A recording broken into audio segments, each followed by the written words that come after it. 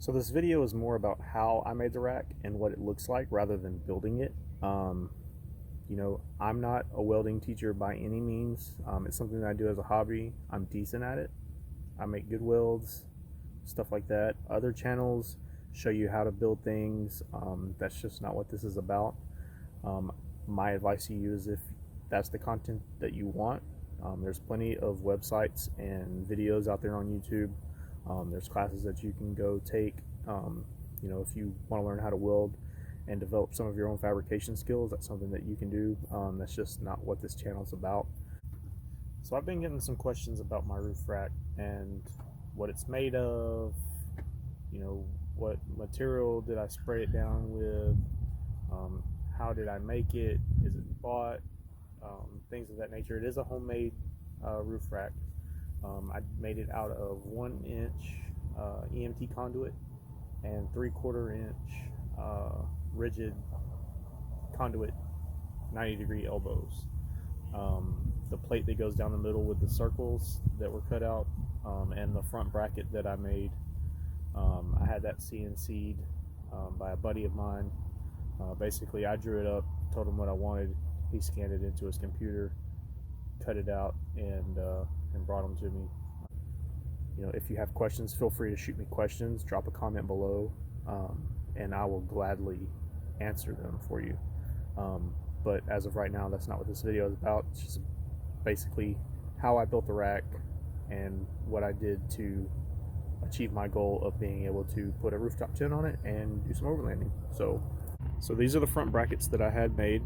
Basically, I took a sheet of paper and I laid it right here, and I traced it out with the edge of the pencil, kind of like you do when you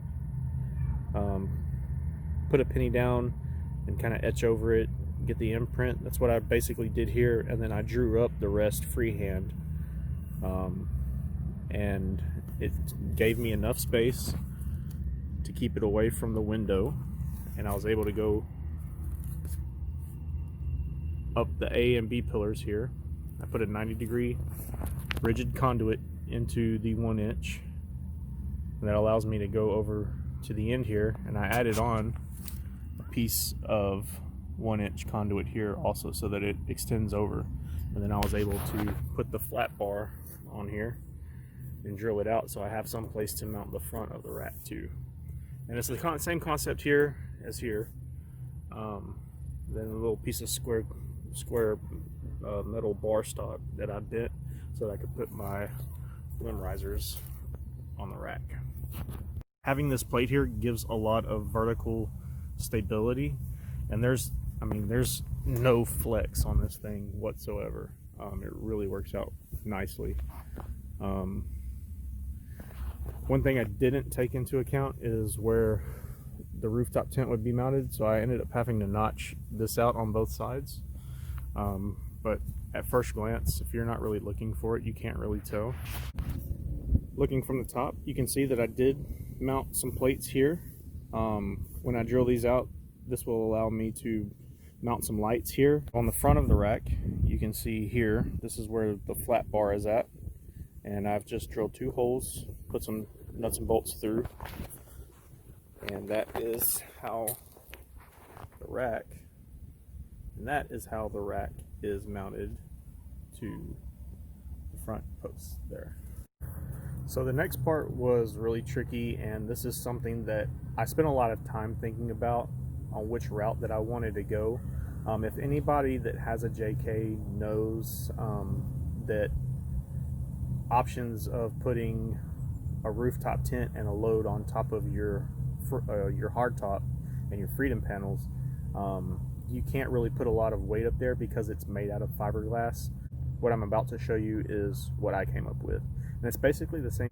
I got in contact with AEV to see if there was a hardware kit that I could buy, and whenever I got in contact with them, they said that they do sell the kit, but it costs about $250. And I said, well, I'll call you back and let you know. Why spend that money when I can build that? So as of now, this is how it sits. I haven't taken the brackets out to clean them up and paint them yet, because I just went on a trip to Mason and Fredericksburg.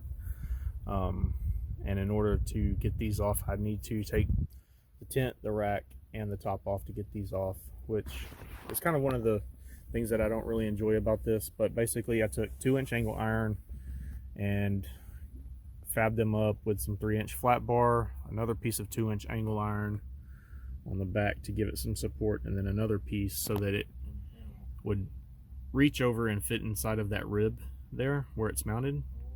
I was really uneasy about drilling through the top of the Jeep, but guys, I can tell you that I have no problem whatsoever with any leaks.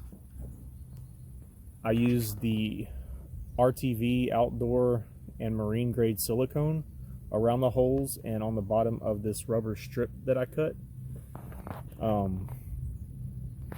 and I have no issues with leaking whatsoever. So I decided to use the short uni-strut. The bolts go up through that. There's a set of washers, and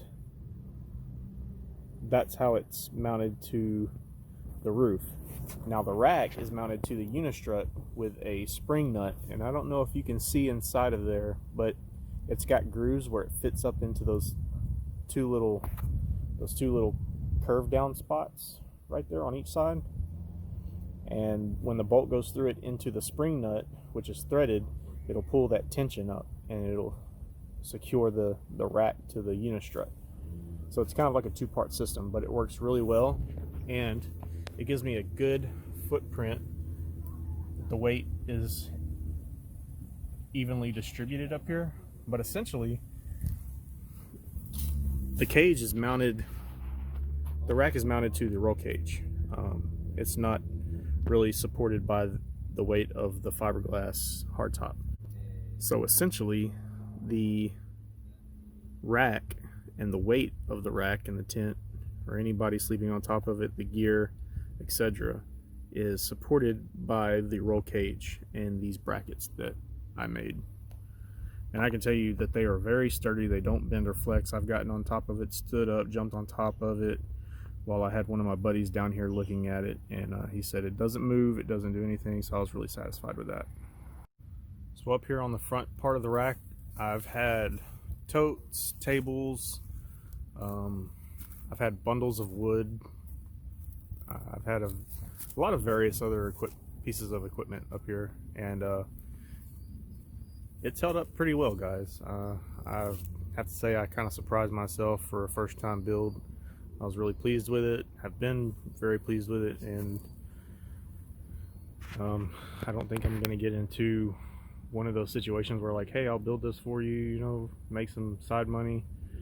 The hardest part of doing this was taking the galvanization off of it.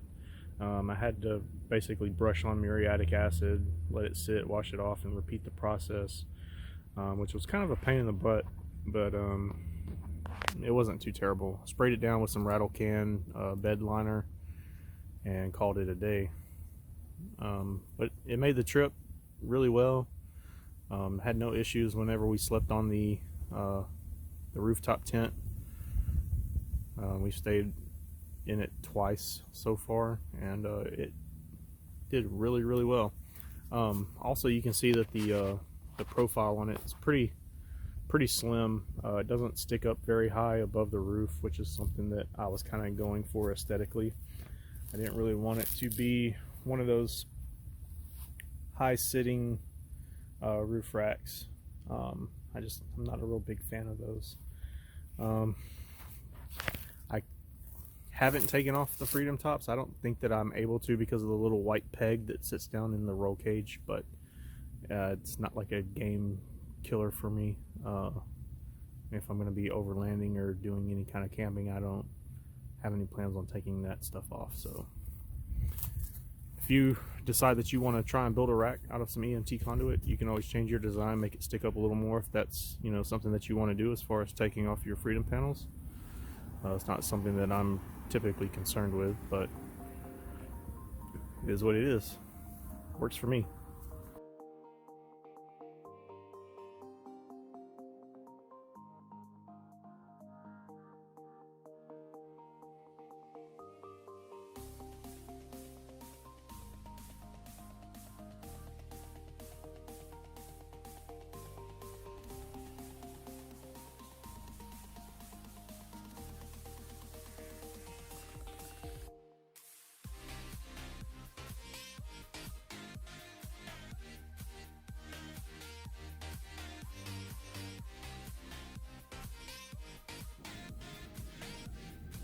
So as you can see now, I'm back in my office. I was doing this video on my lunch break. Just something I kind of wanted to put together real quickly, let you guys know what I did to make this roof rack. Sorry for the brutality of it. If it seems bad, it really is. It's the first time that I've actually talked on a video that I'm publishing for the entire world to see. So as more content comes out, I hope that it gets better, and thank you for sticking around and watching the video. Typical YouTube outro, click, like, subscribe.